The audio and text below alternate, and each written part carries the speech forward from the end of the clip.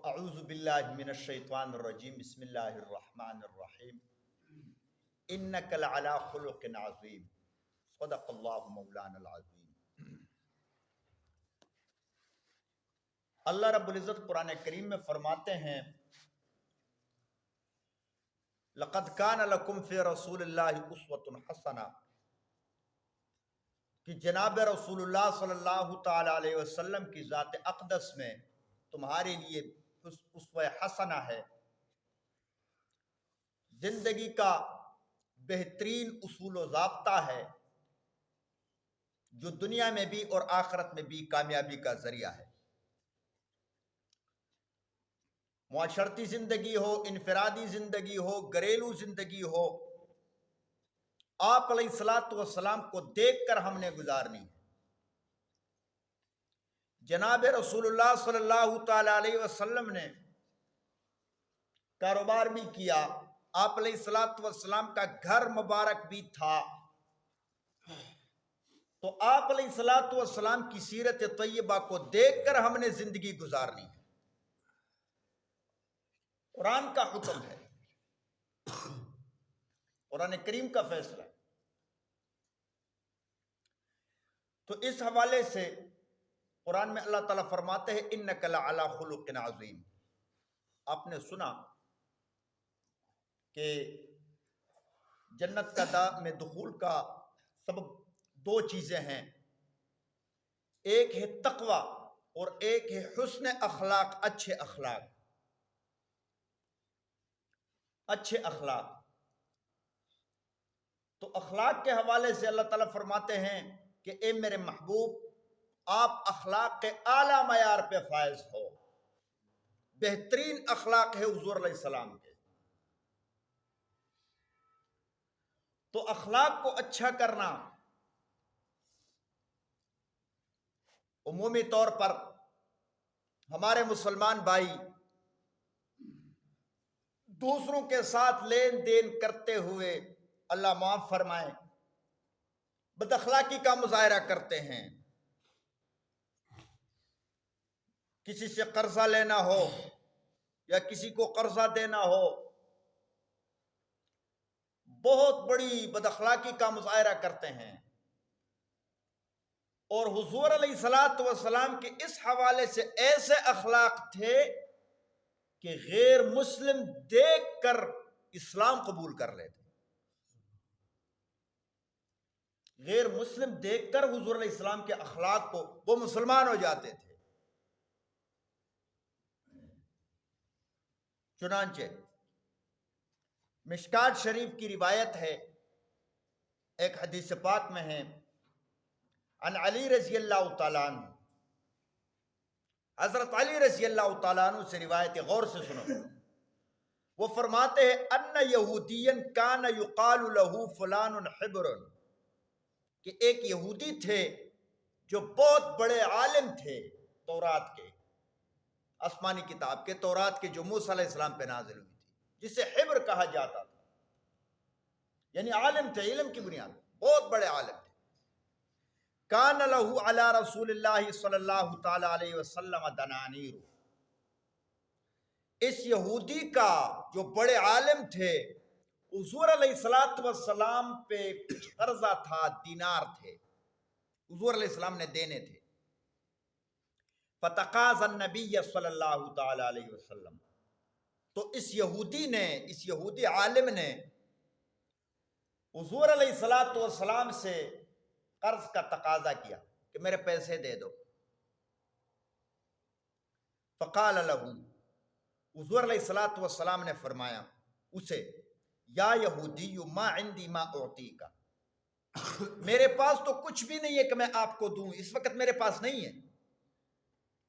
قال، تو یہودی نے کہا، فإنی لا افارقک یا محمد حتی تعطینی، میں تجھے نہیں چھوڑوں گا، حضور علیہ السلام سے فرما رہے ہیں، یہ کہہ رہا ہے یہودی، میں تیرے ساتھ بیٹھا رہوں گا جب تک مجھے میرے پیسے نہ دو،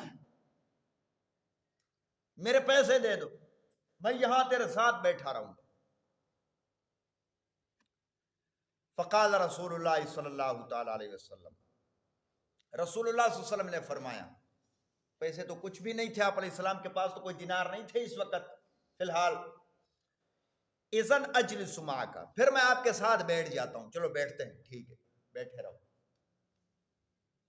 فجلس معہ، حضور علیہ الصلوۃ والسلام ان کے ساتھ ان کے ساتھ بیٹھ گئے، اور دونوں بیٹھے ہوئے ہیں. حضور علیہ السلام بھی بیٹھے ہیں اور یہ یہودی بھی بیٹھا ہے. میرے پیسے دے دو پھر میں جاؤں، میں نہیں چھوڑوں گا. اب اتنی دیر کر دی. فصلی رسول اللہ صلی اللہ علیہ وسلم الظہر، رسول اللہ صلی اللہ علیہ وسلم نے ظہر کی نماز پڑھی. یہ بیٹھا ہوا ہے، نہیں جانے دے رہا. پیسے لاؤ، پیسے نکالو. ظہر کی نماز پڑھی، بیٹھے ہیں، صحابہ کرام بھی بیٹھے. والعصر، عصر کی نماز پڑھی. والمغرب، اور مغرب کی نماز پڑھی. والعشاء، والعشاء الآخرۃ، اور آخری نماز عشاء کی نماز بھی پڑھ لی. رات شروع ہو گئی، پھر بھی یہ یہودی بیٹھے، میں نہیں جاؤں، میرے پیسے دے. حضور علیہ السلام بھی بیٹھے، صحابہ اکرام بھی تشریف فرمائے. تو فرماتے ہیں والغدات، اور صبح کی نماز بھی پڑھ لی، یعنی ساری رات گزار لی، سارا دن اور ساری رات بٹھائے رکھا ہے اللہ کا پیغمبر کو اس یہودی نے. وکان اصحاب رسول اللہ صلی اللہ علیہ وسلم یتحددونہ ویتوعدونہ، حضور علیہ الصلوۃ والسلام کے صحابہ کرام چپکے سے اس یہودی کو دھمکیاں دے رہے تھے کہ تم ہمارے پیغمبر کو اتنی تکلیف پہنچا رہے ہو، ہم چھوڑیں گے نہیں تجھے. ایسے دھمکیاں دے رہے اور وعدے کرتے ہیں کہ باہر تو نکلو ایک دم. اب تو یہاں حضور تشریف فرمائے. ففتن رسول اللہ صلی اللہ علیہ وسلم ما الذی یصنعون بہ، آپ علیہ الصلوۃ والسلام صحابہ اکرام کے اس حرکت کو سمجھ گئے کہ یہودی کو کیا کہہ رہے ہیں اور کس طرح دھمکیاں دے رہے ہیں. فقالوا، تو صحابہ اکرام نے کہا یا رسول اللہ، اے اللہ کے رسول، یہودیون، ایک یہودی ہے، یحبسک، جس نے آپ کو قید کر رکھا ہے، نہیں جانے دے رہا. سارا دن گزر گیا، ساری رات گزری، نہیں جانے دے رہا، یہودی ہے، اس کی خاطر آپ بیٹھے ہو، اجازت دو ہمیں کہ اس کا کچھ کریں. فقال رسول اللہ صلی اللہ علیہ وسلم، رسول اللہ صلی اللہ علیہ وسلم نے فرمایا منعنی ربی، مجھے میرے رب نے منع کیا ہے ان ازلم معاہدا وغیرہ، کہ کسی معاہد پر یا اس کے علاوہ کسی اور پہ میں ظلم کروں. زیادتی سے مجھے میرے رب نے منع کیا ہے. فلما ترجل النہار، جب دن چڑھ آیا، یعنی سورج طلوع ہونے کے بعد سورج اوپر آیا. فقال الیہودی، یہودی نے کہا، اب دیکھو سارا دن گزر گیا، ساری رات گزری، سورج طلوع ہوا، سورج بلند ہوا. یہودی نے کہا اشہد اللہ الہ الا اللہ و اشہد انک رسول اللہ، مسلمان ہوا، کلمہ پڑھ لیا. اور کیا کہا وشطر مالی فی سبیل اللہ، میرے مال کا آدھا حصہ اللہ کے راستے میں وقف ہے. اما واللہ، اللہ کی قسم، ما فعلت بک الذی فعلت بک، جو میں نے آپ کے ساتھ کیا، رسول اللہ صلی اللہ علیہ وسلم سے فرماتے ہیں، جو میں نے آپ کے ساتھ کیا وہ صرف اس وجہ سے کیا الا لانظر الی نعتک فی التوراۃ، کہ میں آپ کی وہ صفت دیکھنا چاہتا تھا جو ہم تورات میں پڑھ چکے تھے کہ آخری پیغمبر کیسا ہوگا، بردبار ہوگا. وہ صفتیں کیا تھی؟ محمد ابن عبداللہ، محمد ابن عبداللہ، عبداللہ کے بیٹے ہوں گے آخری پیغمبر. حضور علیہ الصلوۃ والسلام آخری پیغمبر ہے. دیکھو یہ ختم نبوت کے عقیدے کو مضبوط کرو، یہ اس پر اسلام کی بنیاد ہے. آپ علیہ الصلوۃ والسلام کے بعد کسی شکل کسی صورت میں کوئی اور پیغمبر نہیں آ سکتا، کوئی اور نبی نہیں آ سکتا. جو نبوت کا دعویٰ کرے گا وہ مسلمان نہیں ہے.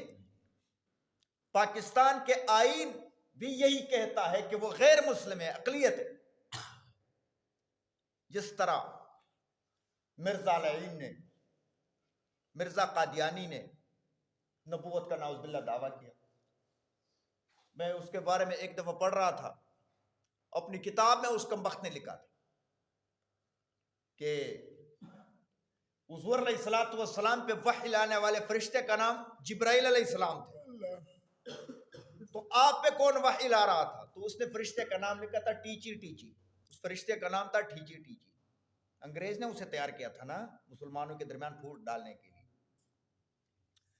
تو انہوں نے کہا کہ آخری پیغمبر کا نام ہوگا محمد بن عبداللہ، مولدہ بمکہ، مکہ میں اس کی پیدائش ہوگی، وہ مہاجرہ بطیبہ، طیبہ، اور ہجرت فرمائیں گے مدینہ منورہ کی طرف۔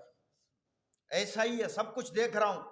وہ ملکہ بالشام، بادشاہی شام تک پھیلی ہوگی۔ لیس بفظ ولا غلیظ، نہ ترش روح ہوں گے اور نہ سخت ہوں گے، نرم ہوں گے، خندہ پیشانی کے ساتھ گفتگو کرنے والے ہوں گے۔ ولا صخاب فی الاسواق، نہ بازاروں میں شور و شغف کرنے والے ہوں گے۔ ولا متزین بالفحش، اور فحش گفتگو کے ساتھ متصف نہیں ہوں گے، اچھی گفتگو فرمانے والے ہوں گے۔ ولا قول الخنا، اور نہ بری باتوں کے ساتھ متصف ہوں گے، سب تمام چیزوں سے پاک اور صاف ہوں گے، گندی چیزوں سے۔ اشہد اللہ الہ الا اللہ وانک رسول اللہ، جب یہ تمام صفتیں آپ میں موجود ہے تو میں گواہی دیتا ہوں کہ کوئی معبود نہیں اللہ کے سوا، اور آپ اللہ کے رسول ہو۔ وہذا مالی، وہ مالدار تھے، اور یہ ہے میرا مال و دولت۔ فاحکم فیہ بما اراک اللہ، جو آپ کا جی چاہے، جس طرح اللہ تعالیٰ نے آپ کو علم دیا ہے اسی کے مطابق اسے خرچ کر دے، فیصلہ فرما دے اس میں۔ وکان الیہودی کثیر المال، حضرت علی فرماتے ہیں کہ یہودی بہت بڑے مالدار تھے۔ تو میرے محترم دوستو، حضور علیہ السلام کے ایسے اخلاق، ہمارے دروازے پہ قرض لینے والا جب آ جائے، پہلے تو ہم جھوٹ بول دیتے ہیں کہ میں گھر پہ نہیں، بچے کو بھیج دیتے یا فون پہ بتا دیتے۔ اگر اسے پتہ چل جائے کہ گھر میں ہے، صرف 10 منٹ کے لیے دروازے پہ بیٹھ جائے، ہماری کیا حالت ہوتی؟ نکل جاؤ، چلے جاؤ، کل دے دوں گا، اب نہیں ہے میرے پاس، کیا کرنا ہے؟ تو میرے محترم دوستو، اخلاق کے حوالے سے ہمیں فکر کرنی۔ بہت ساری ایسی روایت کہ حضور علیہ السلام کے اخلاق کو دیکھ کر غیر مسلم مسلمان ہو جائے۔